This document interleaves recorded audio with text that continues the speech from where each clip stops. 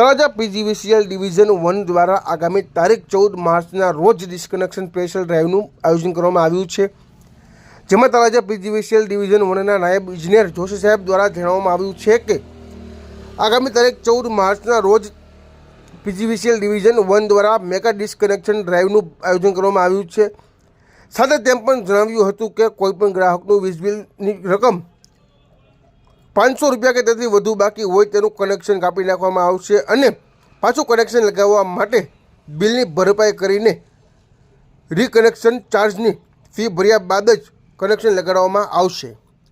કોઈપણના બિલની બાકીની રકમ સ્થળ પર સ્વીકારવામાં આવશે નહીં, તેથી કરીને કોઈપણ ગ્રાહકોના વીજ બિલની રકમ બાકી હોય તો વહેલાસર રકમ ભરીને ડિસ્કનેક્શન થતાં અટકાવો। વધુમાં જોશી સાહેબે શું કહ્યું સાંભળો। જી સર, આપનો પરિચય? હું ખિલન જોશી, નાયબ ઇજનેર તળાજા 1 સબ ડિવિઝન।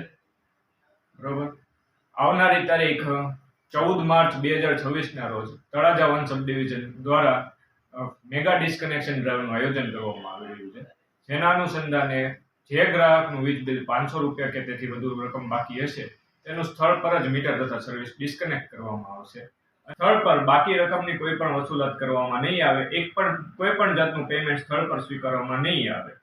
આ ઉપરાંત ગ્રાહકનું વીજ જોડાણ જો કપાઈ જશે તો તેને ઓફિસે આવીને વીજ બિલની રકમ 100% ભરપાઈ કર્યા બાદ તથા રીકનેક્શન ચાર્જની રકમ ભર્યા બાદ જ તેનું વીજ જોડાણ શરૂ કરવામાં આવશે, જેની ખાસ નોંધ લેવાની છે।